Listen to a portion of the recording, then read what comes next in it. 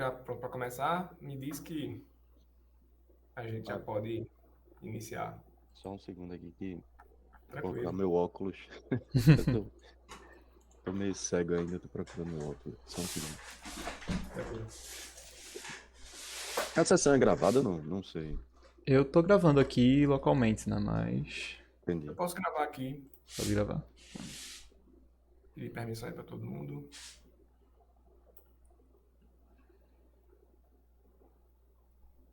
Quando estiver começando aí, a gente grava.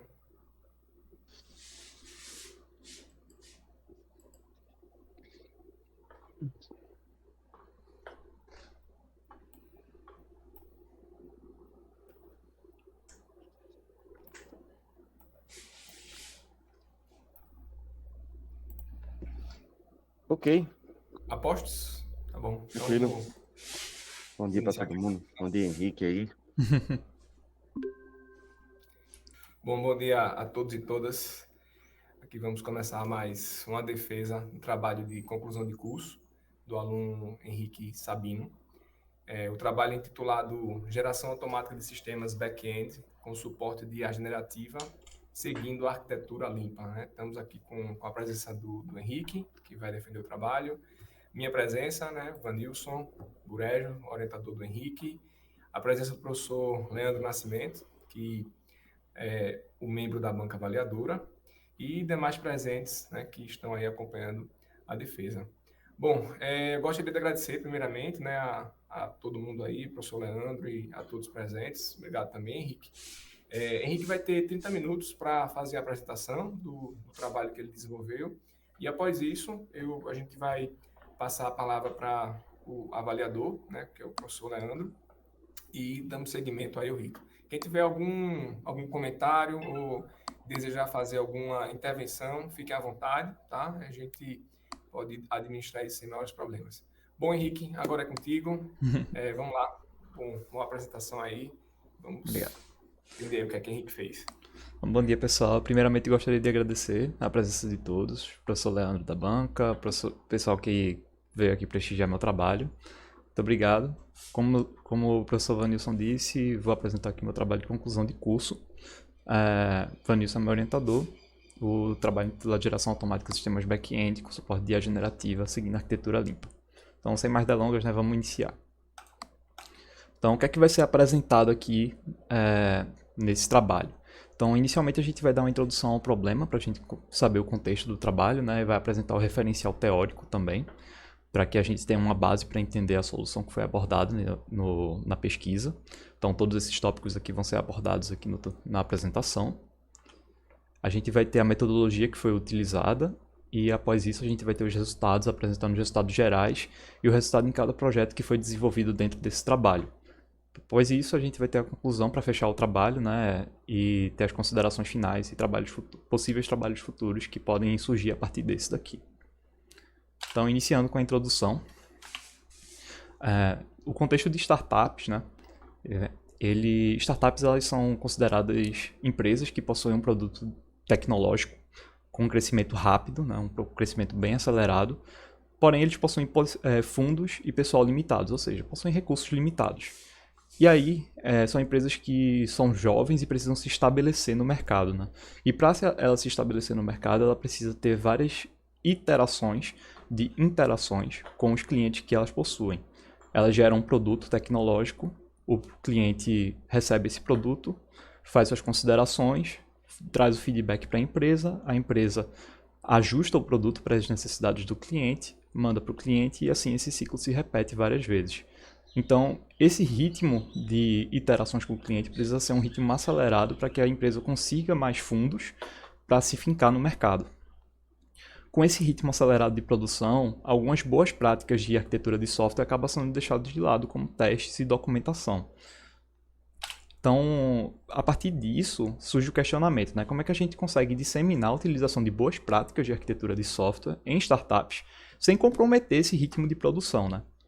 Então, vamos dar uma olhada em como a IA generativa, né, ou como a geração, a síntese automática de código consegue ajudar nesse problema. Então, com a geração de código por meio de uma descrição de alto nível, ou seja, uma descrição simples de, por exemplo, você faça um código que some 2 mais 2 e você consegue a síntese desse código, você gera uma economia de tempo.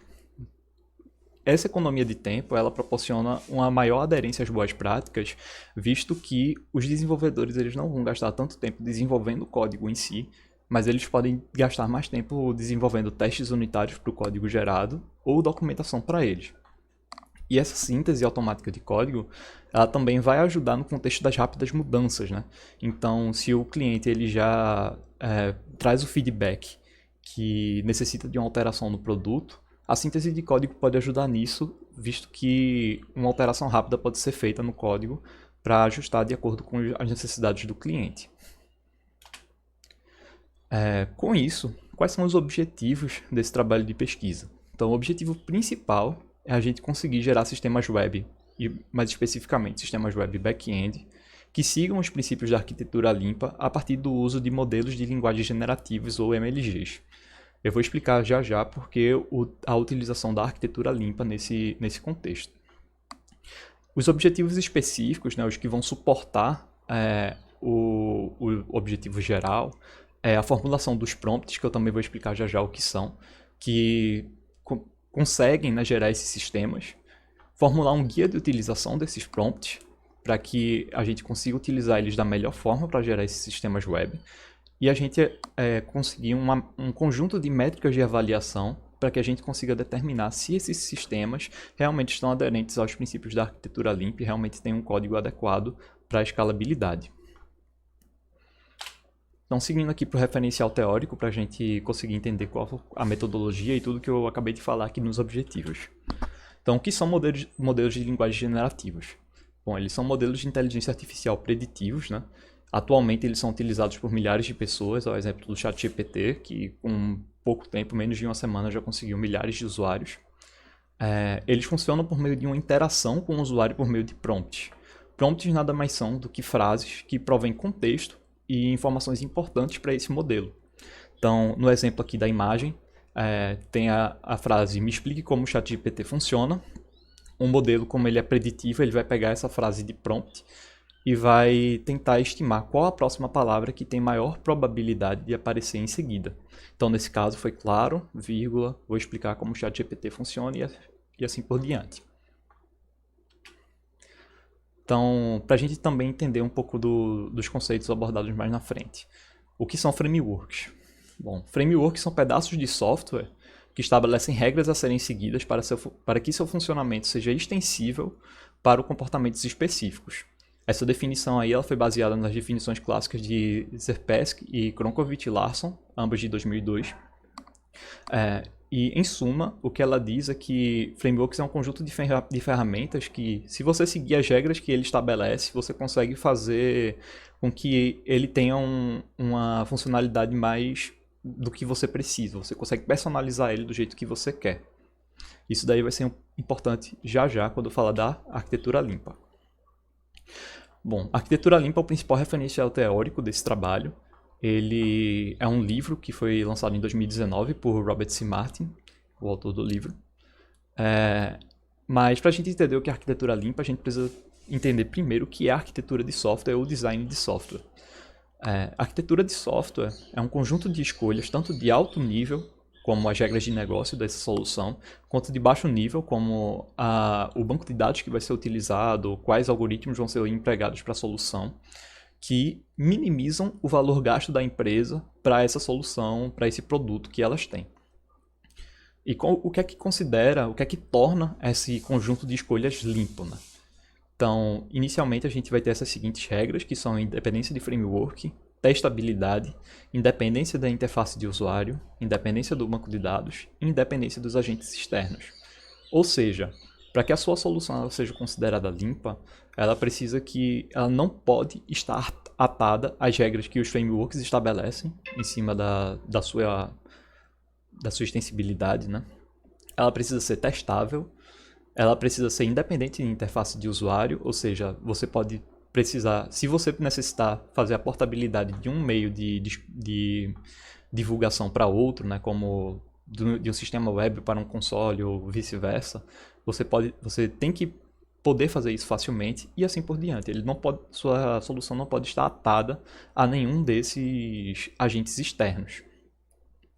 E a arquitetura limpa, ela gera uma regra muito importante, que é a regra da dependência. Ela dita que as dependências de código-fonte devem apontar sempre e apenas para dentro, né, na direção das políticas de mais alto nível. Então, mais internamente, a gente vai ter as entidades do sistema, os casos de uso. Isso aí é um exemplo de arquitetura, né? Os casos de uso, eles vão utilizar as entidades, os adaptadores vão utilizar os casos de uso e vai fazer a tradução, né, das entidades que são utilizadas internamente no sistema para os frameworks externos e vice-versa. Então, dá para ver que cada camada dessa, ela depende apenas da camada mais interna. Mais interna. E isso proporciona uma fácil manutenibilidade do sistema, visto que se a gente precisar alterar um framework externo, você simplesmente tira essa última camada e substitui por uma nova que se adequa, que consegue se encaixar, né, nessa solução. A arquitetura limpa, ela também provém uma série de métricas que são muito importantes e conseguem verificar, né, se um sistema realmente está seguindo ela, e um conjunto de princípios que realmente afirmam, né, se um sistema está seguindo ela ou não. O primeiro deles é o princípio das dependências estáveis. Ele dita que um módulo ele só deve possuir dependências para módulos mais estáveis do que ele. Mas o que é um módulo estável ou componente estável? Um componente estável é um componente que ele é difícil de ser alterado. Ou seja, se você depende de um componente estável, ele dificilmente vai precisar ser alterado. E como ele é difícil de ser alterado, né, como dificilmente ele vai passar por alguma alteração, é improvável que você, né, o seu módulo inicial, necessite de alguma alteração devido à alteração dele. Então vamos supor aqui. Se a gente tem aqui um módulo de interface que depende do caso de uso, se os casos de uso é um módulo mais estável, dificilmente eles vão ser alterados, de modo que as interfaces precisam ser alteradas para se adequar a essa mudança. Para a gente medir a instabilidade, ela é bem simples. Basicamente, é a quantidade de dependências do seu módulo, né, essas setas de saída nesse gráfico de dependências, dividido pela quantidade de dependentes, as setas de entrada, mais as dependências de saída. Então, aqui no caso de interfaces, as dependências de saída é 2 e as dependências de entrada é 1. Então, a gente tem 2 dividido por 2 mais 1, que é 2 dividido por 3, aproximadamente 0,6. Né? Esse valor é um valor entre 0 e 1, que determina o quão instável é um módulo. Não só o princípio das dependências estáveis é definido, mas o princípio das abstrações estáveis também. Então, ele é um pouco mais simples, né? Ele dita que um módulo ele deve depender apenas de componentes mais abstratos que ele.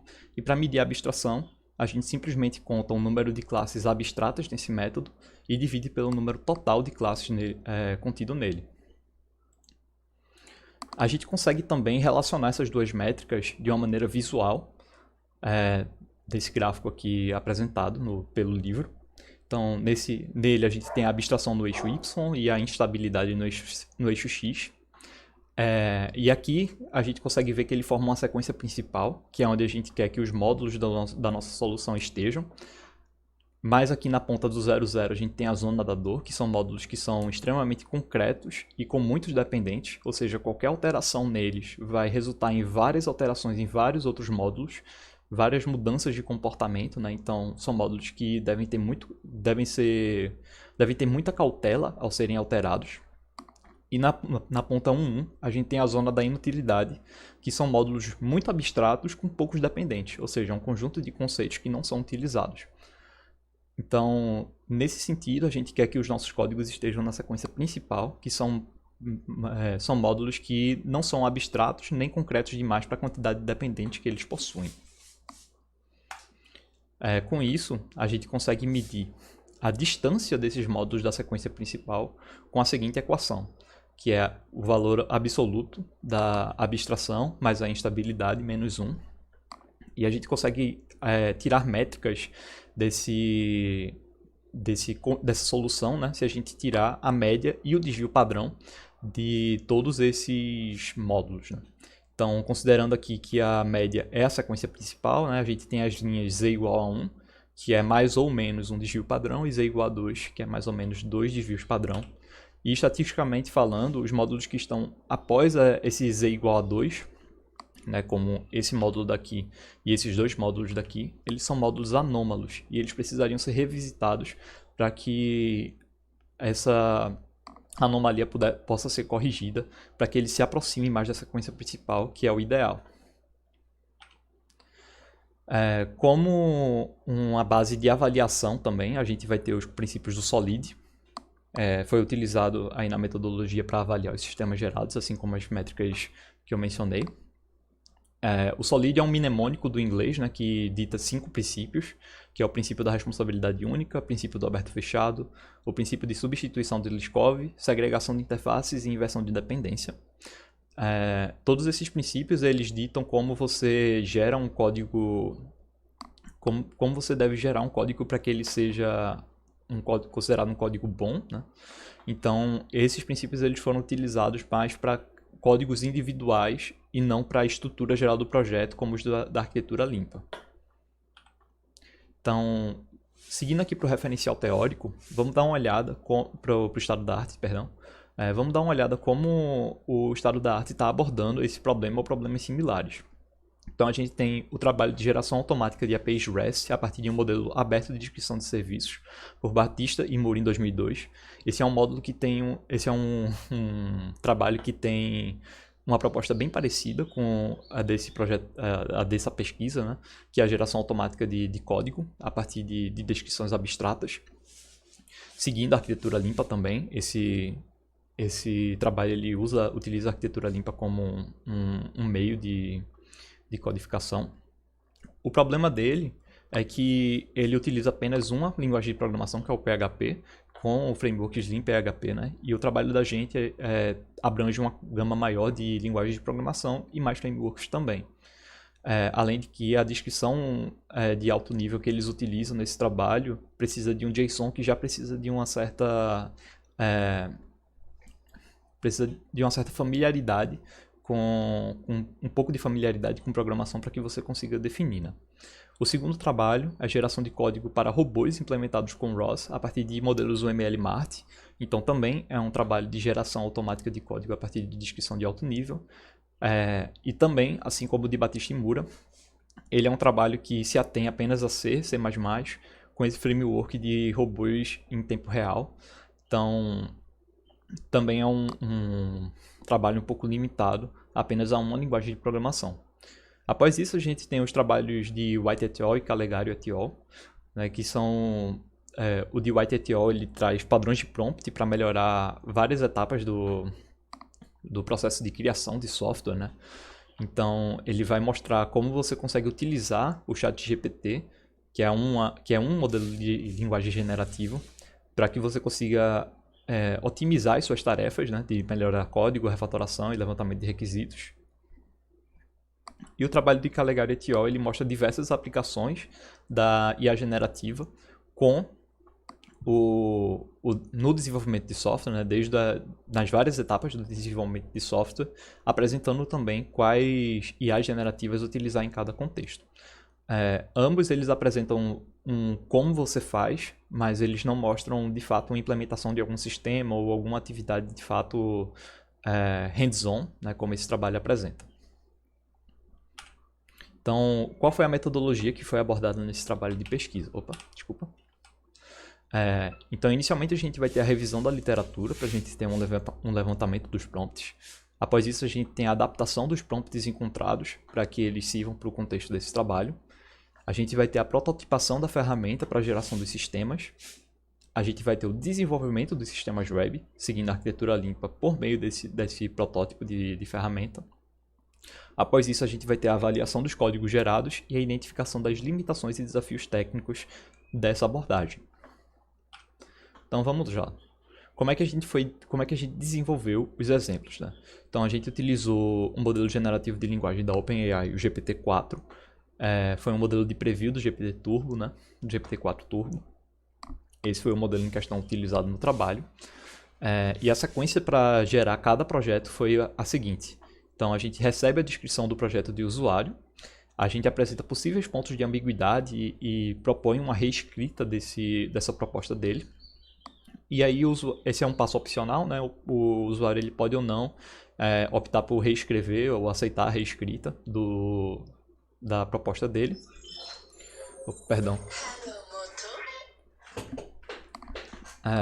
A partir daí, a gente vai passar essa descrição para o modelo de linguagem generativa, que vai gerar uma lista de módulos que compõem a solução. Esses módulos eles são ordenados por quantidade de dependências, né? Quanto menos dependências, mais alto na lista ele vai ficar. E eu vou explicar já por que isso. E aí, para cada módulo, a IA generativa ele vai gerar a lista de arquivos, incluindo um arquivo de documentação. E para cada arquivo ele gera o código-fonte. O motivo dessa ordenação é o seguinte. Se a gente tem aqui nessa imagem que o núcleo ele é um módulo com menos dependentes, então se o código dele é gerado primeiro, quando a gente for gerar o módulo de casos de uso, a gente já vai ter todo o código do núcleo gerado previamente, né? E pode ser usado como base para a geração dos casos do código dos casos de uso. Então, cada módulo posterior vai já ter o código das dependências dele já desenvolvidos e no contexto do modelo. Quais foram os resultados obtidos? Então, os resultados gerais foram que todos os projetos, né, eles apresentaram problemas na geração de arquivos, como apresentado na imagem, onde nenhum código fonte de fato foi gerado. Só que a gente vai ter projetos com uma boa documentação e boas práticas de configurações globais, e 2 dos 3 projetos gerados apresentam configurações de containerização. Então, só apresentando aqui a documentação que foi gerada, né? Isso daqui é só a página principal, a imagem da esquerda é só a página principal do repositório do GitHub. Então, ele já tem uma descrição bem completa do módulo, né? Da solução, e cada solução e cada módulo que compõe a solução possui também uma descrição dessa que descreve o comportamento do módulo, né? Todas essas soluções elas possuem uma configuração global, né? Um arquivo de configuração global que é externo à solução. Então, como a gente pode ver na imagem na direita, né? A gente tem um arquivo que tem as configurações da conexão com o banco de dados e chaves secretas do FastAPI. Isso aí é uma prática muito boa porque permite com que os desenvolvedores alterem alguns comportamentos da solução de maneira fácil, sem precisar fazer o redeploy, né, da solução. E como a gente pode ver aqui também na lista de arquivos, para esse projeto em específico, a gente tem as configurações de containerização com o Docker, que é uma ferramenta muito boa em escalabilidade, né? Então, no contexto das startups, quando você precisa realmente começar a escalar o seu produto, essas configurações seriam muito úteis. Então, passando para os resultados de cada projeto, a gente tem o projeto em C#, né, que possui uma boa arquitetura, né? Ele já de cara já possuía uma arquitetura bem legal e já condizente com os princípios da arquitetura limpa. Aí à direita está o gráfico de dependências de cada módulo que compõe essa solução. Infelizmente, esse código ele não era completamente executável. Ele estava faltando alguns códigos de injeção de dependência, né, para que ele realmente funcionasse completamente. E também possuía os problemas mencionados anteriormente na geração de arquivos. E, em geral, ele também segue bem os princípios do Solid, né? Então, calculando os valores de abstração e instabilidade desse módulo, a gente tem esses valores aqui, que dão a seguinte média e desvio padrão para esse módulo. Dá para ver aí que a média e o desvio padrão são valores próximos de zero, o que é recomendado, né, pelo autor do livro. Quanto menor esses valores de média e desvio padrão, melhor para cada aplicação. E quando a gente plota todos esses valores no gráfico, a gente tem esse gráfico daqui. A gente consegue ver visualmente que a média de fato é próxima da sequência principal, está destacado em vermelho, e que a gente tem 3 módulos que estão exatamente na sequência principal, aqui embaixo. A gente tem um módulo de núcleo próximo da média também, e um módulo de aplicação um pouco mais distante, mas avaliando o código gerado nesse módulo, eu não vi muitos problemas no código em si, né? Então eu não propus nenhuma alteração no código gerado pela IA. Continuando, a gente tem um projeto em JavaScript. Ele possui a arquitetura mais bagunçada, inclusive aí no gráfico de dependências dá para ver que um módulo ele não foi utilizado pela solução, o módulo de banco de dados. Ele segue parcialmente o Solid, né? Ele não segue o princípio da inversão de dependência, nem o de segregação de interfaces. As interfaces geradas nesse módulo, ou elas são pouco granulares para os clientes que utilizam, ou elas não são utilizadas como um todo, né? Então não dá para dizer que eles seguem esses dois princípios do Solid. E a gente possui componentes na zona da dor também. Então, seguindo aqui para os valores de abstração e instabilidade deles, a gente consegue ver que a média da distância da sequência principal já é um valor alto, né? A gente consegue ver que ele está distante da sequência principal, e o desvio padrão também é muito alto. Só um detalhe, para a distância da sequência principal, na fórmula que eu utilizei para calcular esses valores, eu não utilizei o valor absoluto. Isso facilita na plotagem do gráfico, né? Esqueci de mencionar no projeto em C#. Mas, prosseguindo, a gente tem esse gráfico aqui. Então dá para ver que a média está bem distante da sequência principal e que as linhas de desvio padrão também estão. A gente tem dois componentes na sequência principal, o de repositórios e os controladores, mas a gente tem um serviço, né, o módulo de serviços na zona da dor, e o módulo de núcleo também muito distante da sequência principal, que faz com que a média esteja distante no final de tudo. Então, reavaliando essa solução, eu dei uma ajustada nas dependências, né, desse módulo, de maneira que ele fique mais organizado. Então, o módulo núcleo ele definia uma série de interfaces que não era utilizada. Eu só reorganizei um pouco mentalmente, né, como é que essas interfaces poderiam ser utilizadas por cada componente. E aí essa estrutura surgiu após as alterações. E após essas alterações a gente tem esses valores de abstração e instabilidade, o que dá para ver que melhora bastante, consideravelmente, a média e o desvio padrão dessa solução. E quando a gente plota os valores no gráfico é visível a diferença da adequação dessa solução aos princípios da arquitetura limpa. Então dá para ver que a gente agora tem 3 componentes lá aí alinhados na sequência principal e o módulo de núcleo já próximo também dessa métrica, né, avaliadora. Então, seguindo aqui para o projeto em Python, ele possui uma arquitetura bagunçada, mas não tão bagunçada quanto a anterior. Ele também segue parcialmente os princípios do Solid, da mesma forma que a solução em JavaScript. E ele também está distante da sequência principal, só que não tão distante quanto o do JavaScript, né? Então aí a gente tem o gráfico de dependências, dá para ver que ele tem muitas dependências que talvez possam ser melhoradas. Então, seguindo, a gente tem esses valores, né, de abstração e instabilidade. Dá para ver que a média de desvio padrão está um pouco distante, né, de zero, o que não é o ideal. E a gente plotando no gráfico a gente consegue verificar isso também.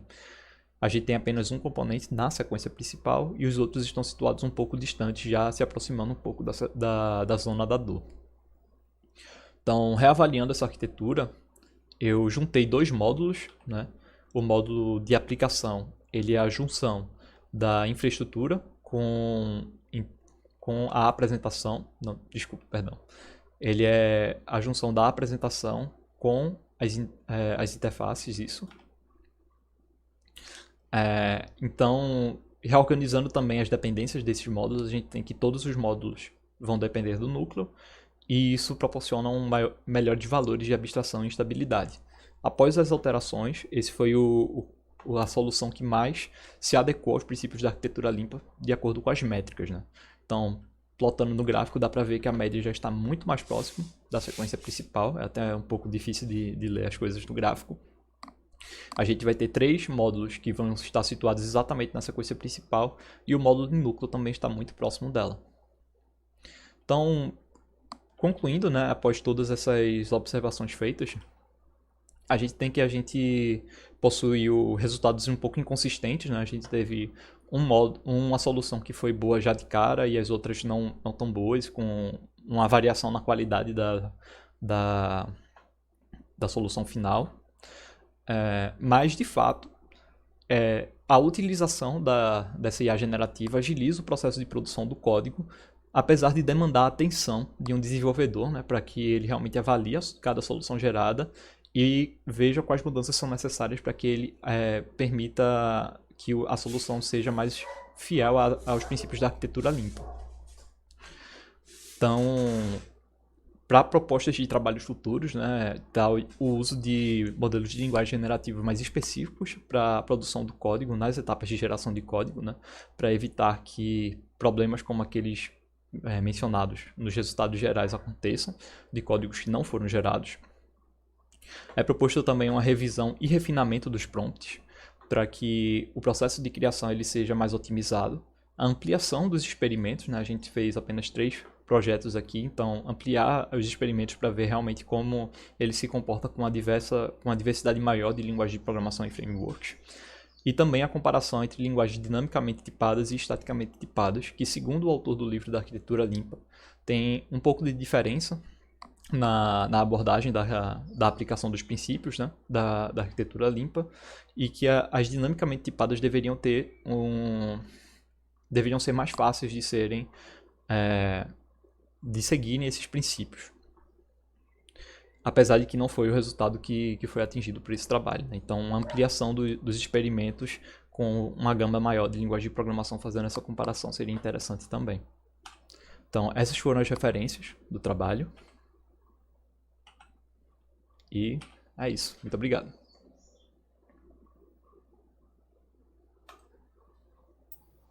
Muito obrigado, Henrique. Parabéns pela apresentação, bem dentro do tempo. Show de bola. Eu vou passar, né, a palavra aí para o professor Leandro, para ele fazer as considerações e a gente dar seguimento. Tá bom? Com você aí, Leandro. Obrigado. Obrigado, Vanilson. Bom, obrigado pelo convite, Henrique e Vanilson aí, a prestigiar o trabalho de vocês. O trabalho de Henrique, basicamente, né? E de antemão, o tema escolhido é bem atual, né? Então, quando eu recebi o convite, percebi que a gente estava lidando com IA generativa. É muito provável que a gente vai ter uma gama muito grande de trabalhos que sigam justamente nessa área, que sigam justamente abordando qualquer coisa de IA generativa com código, com documentação, para fazer engenharia de software de uma forma geral com a IA generativa. E eu percebi isso muito bem aí no trabalho. Assim. De uma forma geral, o trabalho está muito encaixado dentro de um TCC, a revisão bibliográfica também, o referencial teórico, o estado da arte, a estrutura do trabalho como um todo, os resultados como um todo também bem interessantes de serem observados, né? É muito provável que a gente vai ver também uma gama daí para frente de trabalhos que tentem fazer esse tipo de comparação com diversas linguagens, em diversos contextos, em diversos casos de uso diferentes, com contextos de sistemas, domínios de sistemas diferentes. E acho que deve ter valido muito a pena. Eu, do meu lado aqui, olhando, acredito que valeu bastante a pena aplicar aí esse tempo de estudo e desenvolvimento para um trabalho de conclusão de curso, justamente para você, além de treinar, sair da universidade com conhecimento prático no que é bem atual. Não é à toa que uma das coisas que eu tinha observado aqui nas minhas anotações é que justamente o estado da arte dos vários trabalhos citados, o mais antigo é de 2019. Então, você vê vários trabalhos de 2022, 2023, 2021, com geração automática de API REST, com padrões de prompt para você conseguir explorar melhor, dado um determinado contexto, qual prompt você deveria usar, quais seriam as formas de prompt que você deveria usar, o Code Glue também de 2021. Então tem um conjunto de referências aí bem recente. E normalmente o que você vê em trabalhos práticos, né? Quando você vê trabalhos práticos, não adianta a gente ter um referencial teórico lá de 2003. O que acontece normalmente em trabalhos muito mais teóricos. Você tem referências mais antigas que continuam sendo usadas justamente pela fundamentação teórica, mas como esse trabalho é bem prático, a gente precisa aplicar com coisas que acabaram de surgir, o referencial teórico ficou bem interessante. De uma forma geral, gostei do trabalho. É, gostei dos resultados aí, a análise que você fez com base. é, Desculpa. A gente acaba de acordar, fica meio ruim da voz. Da forma como você comparou, utilizando os gráficos lá da zona da dor e da zona da instabilidade e a sequência principal, então você consegue comparar muito bem com o ideal de uma arquitetura limpa.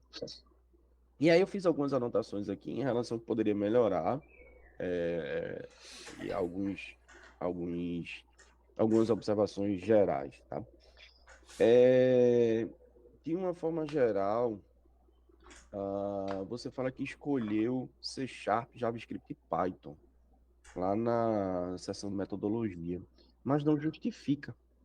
Minimamente você justifica. Por quê? O, qual a, qual a motivação para escolher essas três linguagens e não outras?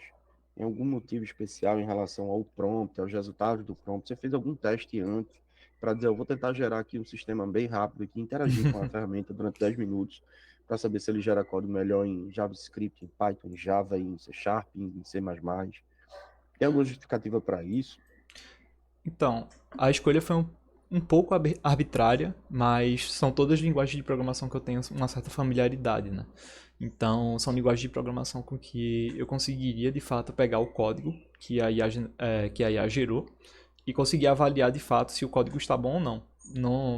No contexto do trabalho, não faria muito sentido eu pegar uma linguagem como Ruby, por exemplo, que eu nunca vi, e Entendo. tentar avaliar o código gerado pelo IA, porque eu não teria propriedade para de fato avaliá-lo, né? Entendi. Então por isso Eu que não foi lembro de ter escolhido os visto no três. texto, tá? Tentar De dar fato, uma não. melhorada no texto, você simplesmente dizer, ó, pela familiaridade de quem está analisando, e você pode citar alguma coisa, um índice bem interessante para você citar, se chama o índice TIOBE, T-I-O-B-E. Uhum. E esse índice mede a popularidade de linguagem de programação há bastante tempo, desde 2099, se eu não me engano. E você vê os gráficos, tanto de linguagens que se tornaram muito populares e decaíram por completo. E nesses top 5 aí, por acaso, se encaixam justamente JavaScript, Python, C Sharp, Java,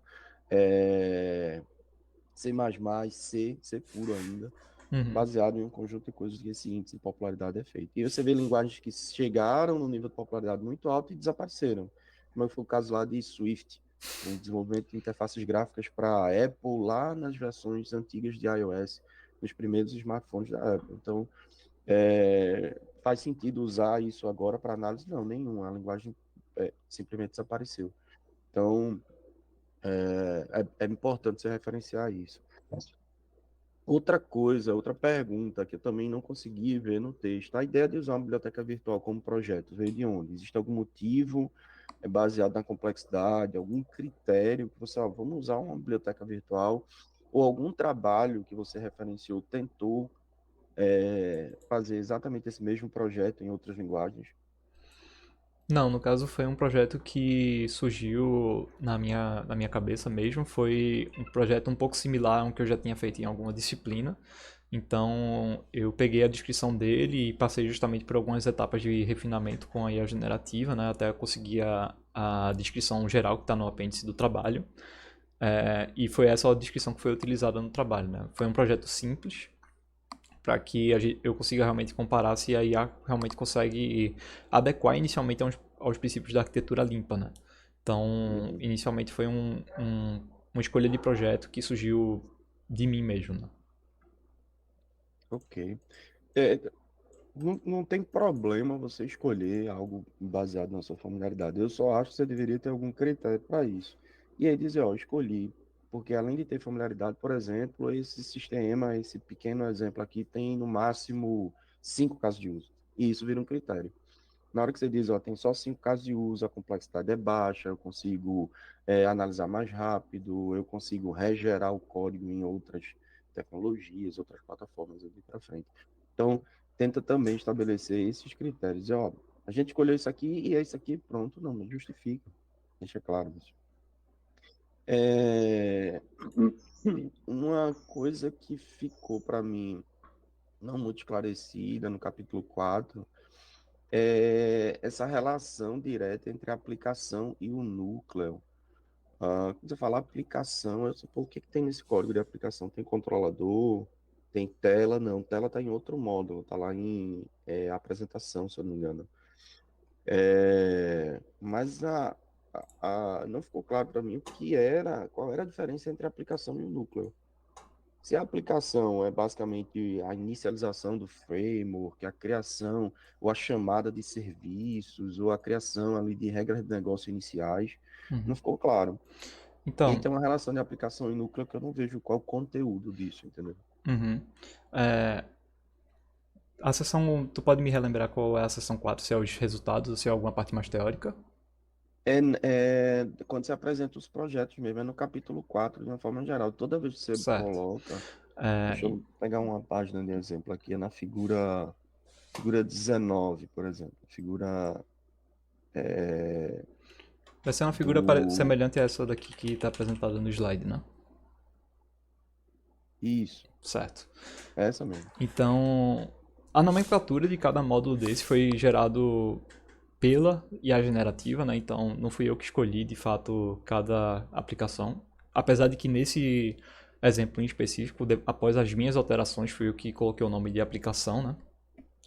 Mas, em geral, o núcleo da solução é onde vai possuir todas as políticas de alto nível, né, de abstração. Ou seja, são apenas mais os conceitos que a aplicação vai conseguir fazer. Então, se tem um caso de uso de aluguel de livro, no núcleo vai estar descrito que esse caso de uso vai existir. E aí o módulo de casos de uso vai implementar como esse caso de uso vai se comportar, como vai ser feito o acesso a dados e assim por diante. O módulo de aplicação, ele é justamente o módulo de framework, né? Ou seja, como essa solução ela vai ser disponibilizada por meio para o usuário, né? Então, se vai ser um sistema web, se vai ser um console, se vai ser qualquer outra coisa, um programa do Windows. Então, essa aplicação ela vai utilizar as interfaces definidas pelo núcleo, que por baixo dos panos, né, vai ser a implementação dentro dos casos de uso. Então, isso daí condiz com o princípio da arquitetura limpa, porque se eu quiser tirar a aplicação de um console, por exemplo, para colocar um sistema web, eu simplesmente substituo esse módulo de aplicação por outro. Mas, em suma, o módulo de núcleo ele vai possuir as políticas de mais alto nível, né? O que é que, de maneira mais abstrata, o que essa solução é capaz de fazer. E aí os módulos subsequentes, né, casos de uso, vai ser de fato como essa solução vai ser empregada, o acesso a dados e assim por diante. A aplicação vai ser como essa solução vai ser disponibilizada para o usuário. E a Uhum, infraestrutura tem alguns outros, nesse caso, né, que a IA gerou, tem alguns outros códigos de banco de dados especificamente e assim por diante. entendi. Bom, talvez então a camada de aplicação está muito mais próxima da camada de apresentação, que está Uhum. inclusive a figura 18, por exemplo, tem a camada de apresentação que usa Isso, interface, infraestrutura. isso. Então, eu queria ver essa descrição no texto também. Uhum. Não, não vi nenhuma descrição. O núcleo, por que é isso? Foi gerado, tá? Em, essa estrutura, esse conjunto de pacotes foi gerado dessa forma. Mas o que é que significa? Qual a explicação? Qual a funcionalidade do núcleo da aplicação em si? Uhum. É importante, assim. Eu sei que a gente tem pouco tempo até a entrega final, mas esses pequenos ajustes são bem importantes. Ah, é, né, eu anotei uma coisa sobre a seção 4.2. Deixa eu colocar aqui, só para lembrar. Sobre o projeto em JavaScript.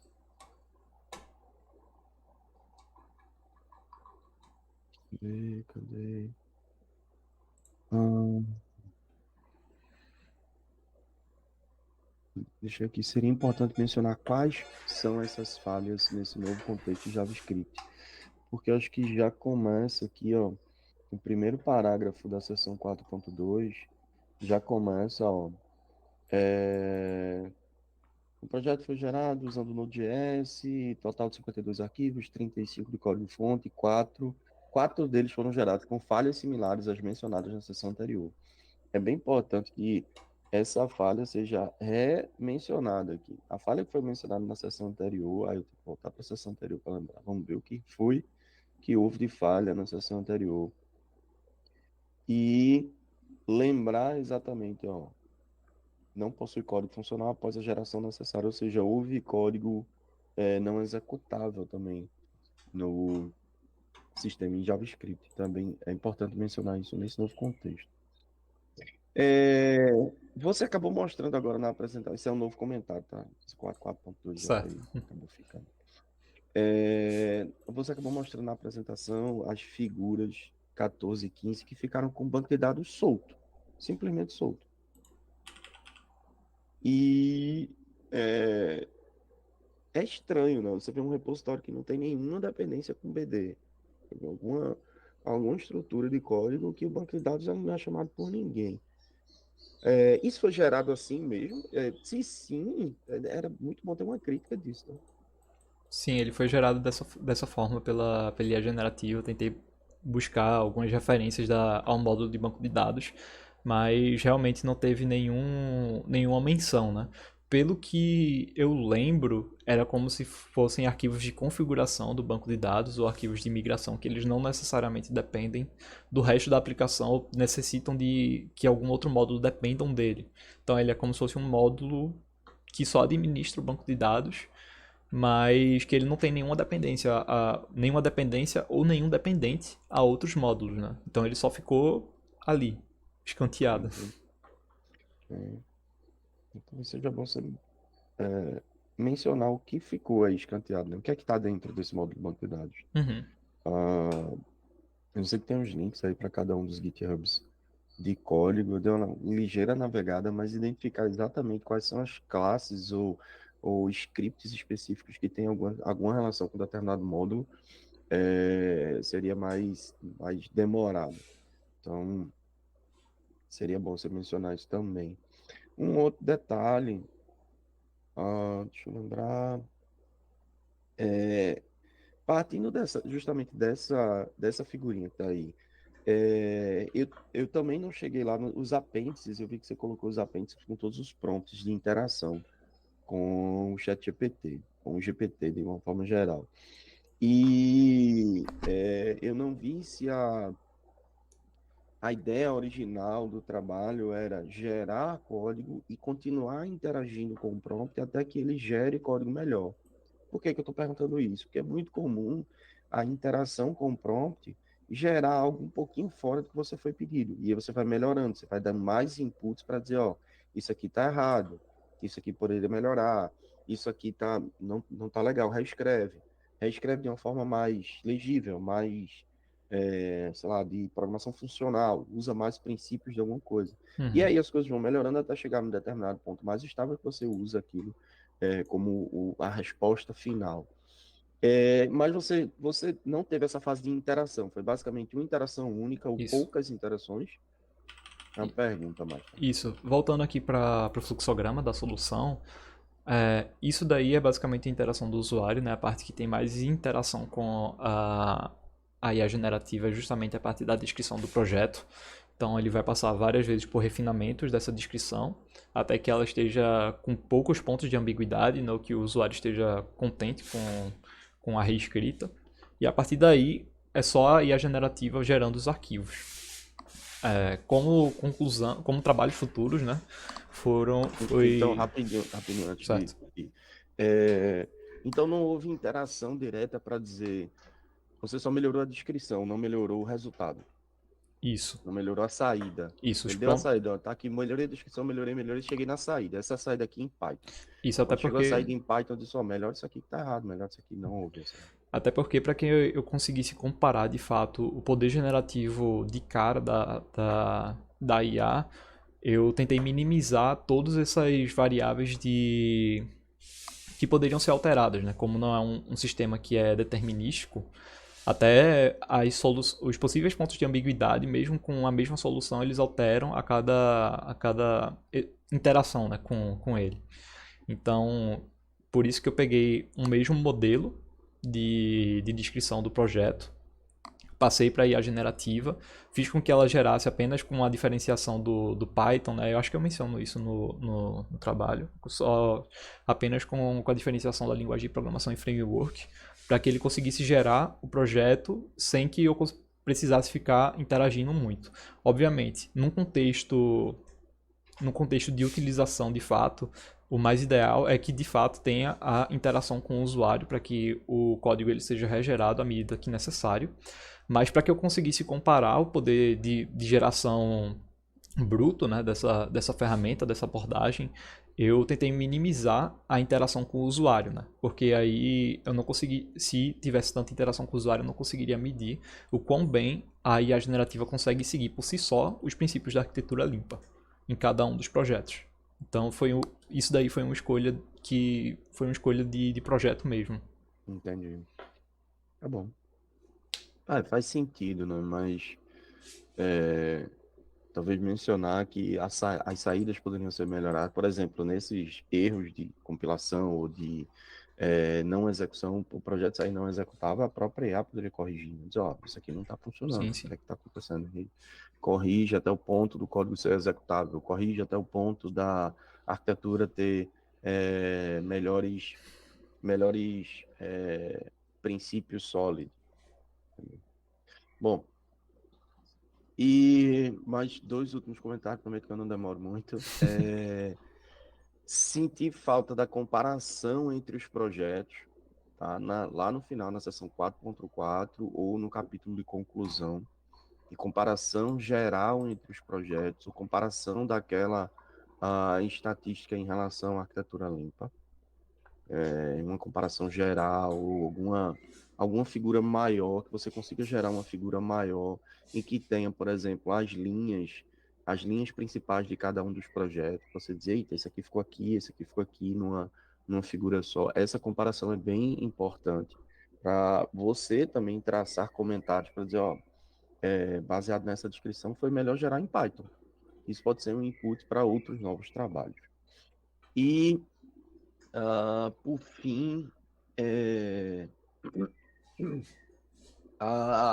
uma pergunta, muito mais uma pergunta, uma curiosidade, tá? A gente está falando de um sistema de IA generativa, você gerou boa parte do código, você analisou esse código, comparou em alguns termos esse código, viu se ele estava adequado com os princípios da arquitetura limpa, mas e esse texto? Tem noção de quantos ou algum percentual desse texto que tenha sido gerado também com o GPT-4? Tu fala do trabalho? O texto do trabalho, sim.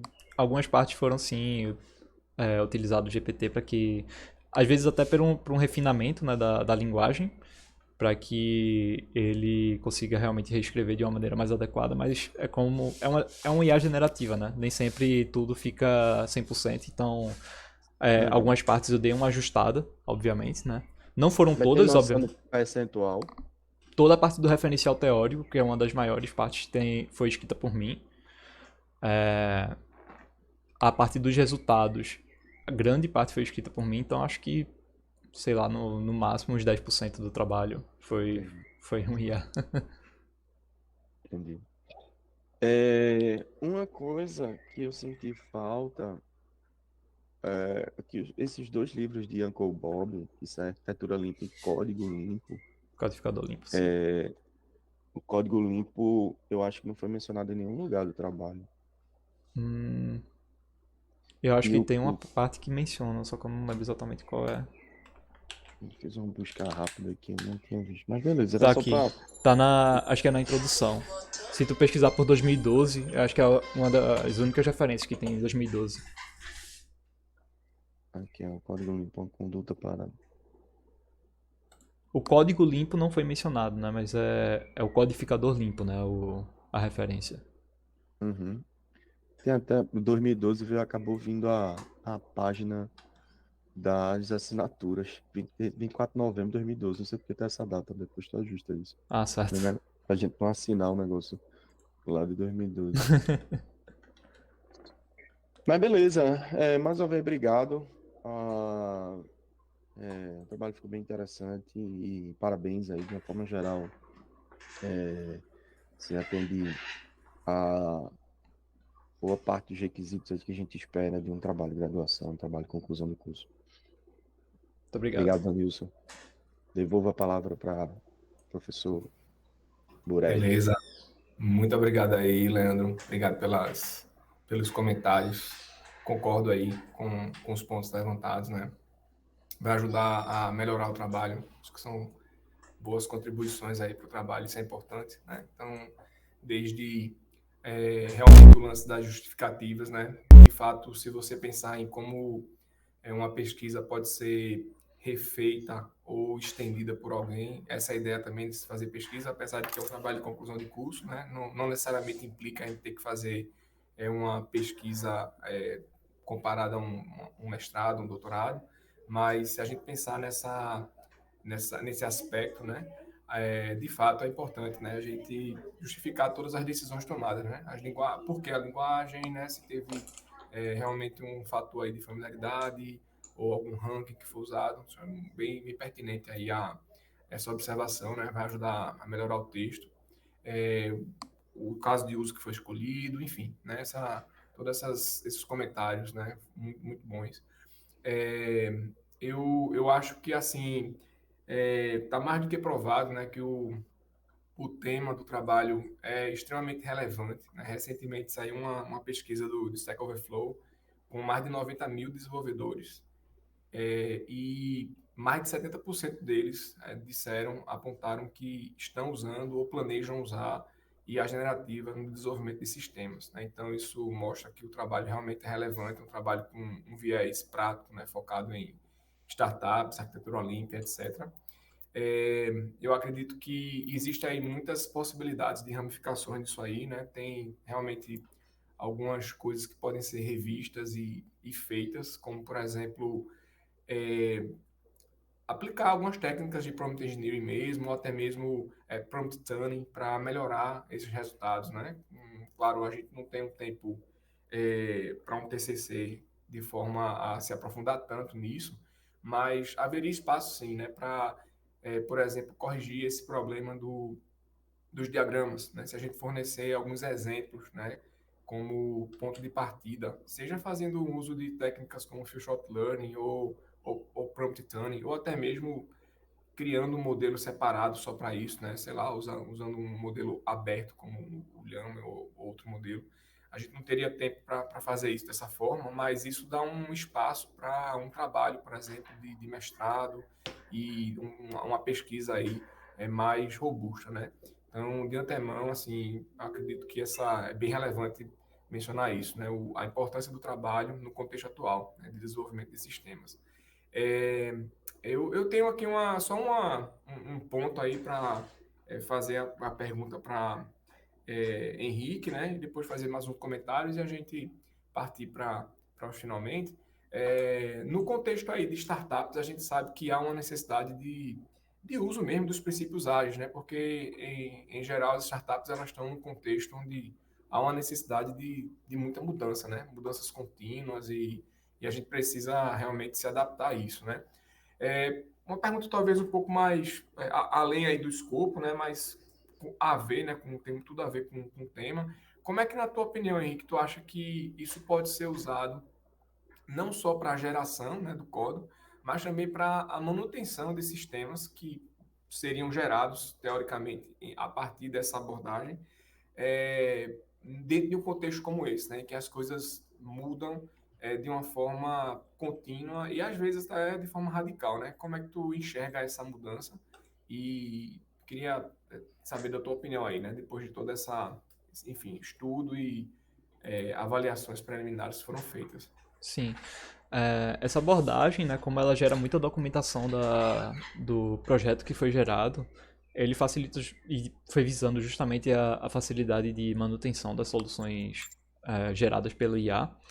É fácil, de certa forma, essa manutenção utilizando a própria inteligência artificial, porque você consegue pegar todos os códigos gerados, ou pelo menos toda a descrição de cada componente que foi gerada pela própria IA, passar para ela como um contexto e, tipo, passar também como um prompt as alterações necessárias, né, as modificações requisitadas pelo cliente. E você passando o código, ele pode simplesmente ajustar os códigos necessários ou apontar os códigos que precisam de mudança. E a partir daí você interativamente, né, pega o código que precisa ser alterado, indicado pela IA generativa, e passar para ela para que ela corrija a funcionalidade de acordo com o necessário. Né? Então isso facilita bastante nesse contexto de rápidas mudanças, de várias interações com o cliente, para que o código realmente e a solução proposta fique realmente adequada aos princípios tanto aos princípios da arquitetura limpa quanto às necessidades do cliente. Né? Beleza. Eu acredito que é um potencial grande, né, de se criar uma ferramenta onde a gente possa imaginar a combinação, né, da inteligência artificial com a inteligência humana, né, porque, quer queira, quer não, eu acredito que do processo de desenvolvimento de software a gente precisa dessas intervenções para tomar decisões, né? A gente não pode simplesmente assumir, né, que tudo vai ser gerado sem nenhuma intervenção humana. Isso seria, eu acredito que muito sujeito a erros. Então, dentro desse ciclo de desenvolvimento, né, eu acho que a gente consegue acelerar muito esse ciclo de desenvolvimento com essas interações, mas com alguma intervenção humana, né, dentro desse processo em que, por exemplo, você pode perguntar ao expert, né, qual é, por exemplo, a tecnologia que ele quer usar, ou qual é a arquitetura, ou qual o framework, enfim. Algumas perguntas aí que são fundamentais para esse desenvolvimento, de uma maneira que durante esse processo você possa ter interações, né, com o seu LLM, com o humano, e você ter, no final das contas, um código melhor, né, com essa abordagem híbrida. Né? Mas, enfim, o trabalho eu acho que abre margem para isso, e como até trabalho futuro. Né? Bom, assim, para além dos comentários a respeito do conteúdo, eu queria só assim, ressaltar, né, o trabalho assim do Henrique, né, do ponto de vista de comportamento. Eu acho que o Henrique ele tem todos os ingredientes aí de um profissional que a gente espera, porque no nosso, como é que eu posso dizer, na nossa área, né, é muito importante você ter autonomia e independência, e ele mostrou isso em mais de uma maneira. Então, assim, gostaria de, Henrique, agradecer aí por ter abraçado esse desafio. A gente sabe que não é fácil, né? Você realmente é um aluno que trabalha de forma muito independente, autônoma. Os resultados que você sempre apresentou tiveram sempre um nível de qualidade excelente, né? Posso dizer dessa forma. Enfim, o que vocês encontrarem aí de erros e gaps, certo? Lacunas, podem me culpar, porque Henrique fez a parte dele aí muito bem feita, na minha opinião, e parabéns aí pelo resultado, tá? Eu vou pedir licença aí para todo mundo, eu acho que a gente pode deixar a chamada aqui rolando e a gente separadamente, Leandro, só faz uma, é, Quebra, uma tá? reunião rápida aí para deliberar, né, o resultado Ok. do trabalho. A gente volta para cá e, enfim, vou te ligar, a gente volta para cá e delibera, tá certo? Beleza. Só um Beleza. minutinho aí, pessoal, é igual como a gente fez com a, a- presencialmente, né? Todo mundo sai da sala, tal, aqui, fiquem aqui na sala, a gente vai para outra sala aqui e a gente volta em Tu minutos. quebra a sala ou vai mandar um novo link? Eu vou mandar um novo link para tu. Beleza. Tchau, tchau, até daqui a pouco. Até.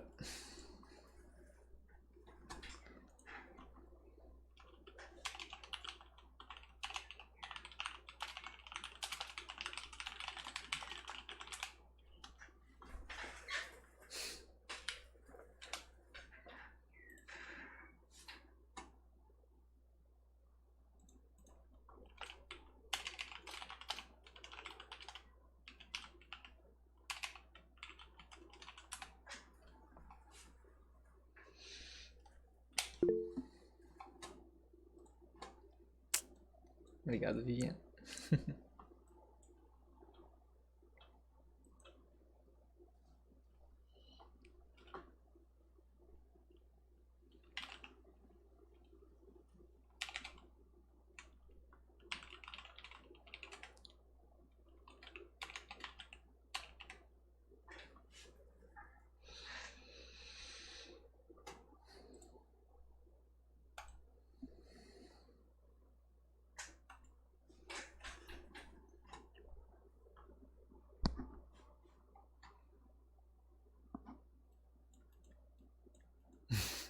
Valeu, Ian. Opa. Valeu, Ian. Tamo junto. E valeu também aí pela força, né? No caminho aí na trajetória também. Ajudasse pra caramba.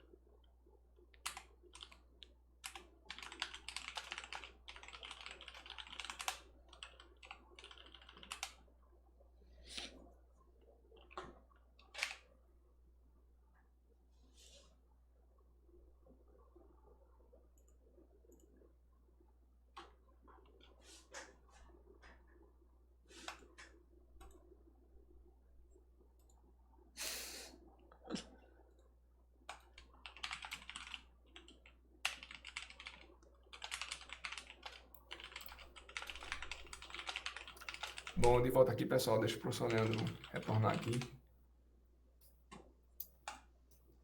Bom, não sei se tem muita surpresa aí pro resultado, né? A gente não demorou muito discutindo. Eu acredito que o resultado ele já está bem aí claro, né?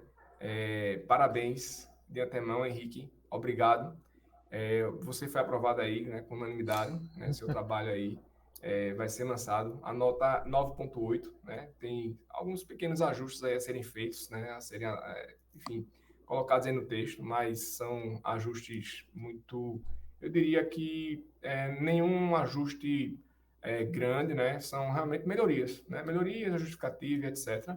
Então, assim, mais uma vez, obrigado, parabéns pelo trabalho, parabéns pela sua determinação, você foi um cara muito disciplinado, de novo, gostaria de elogiar aí, né, já que a gente tem essa oportunidade, você reúne aí todos os ingredientes de um profissional de muito sucesso, tá? Parabéns. Se quiser continuar com essa pesquisa aí, tamo junto, né? Eu fiz aí, recentemente a gente publicou um artigo nessa área, então eu acredito que tem sim, né? Muita coisa a ser explorada.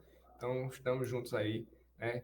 E parabéns mais uma vez e obrigado, né? Vamos agora, se eu abrir aí a palavra, né? Para a audiência, alguém quiser falar alguma coisa, você, Henrique, também. E, enfim, qualquer pessoa quiser falar, fique à vontade. Caso não, a gente pode encerrar aí a defesa. E, de novo, parabéns. Pode comemorar aí com louvor, tá certo? A sua aprovação. Obrigado. Tudo bom. Obrigado, Trabalho, professor. excelente trabalho. Gostaria de agradecer, né, a todo mundo que estava aqui para prestigiar a minha apresentação. Valeu pelo. Eu gostaria de agradecer também, né, em especial a todos os meus colegas de curso que viram esse desenvolvimento e me ajudaram, né, na trajetória do curso também. E um agradecimento mais especial ainda à Ana Vivian, né, minha namorada, que também me suportou aí durante toda essa trajetória e me ajudou também nesse caminho até aqui. E Luiz Sabino tá com a mão levantada aí, quer comentar alguma coisa? Pode falar, Tem que desmutar o microfone aí.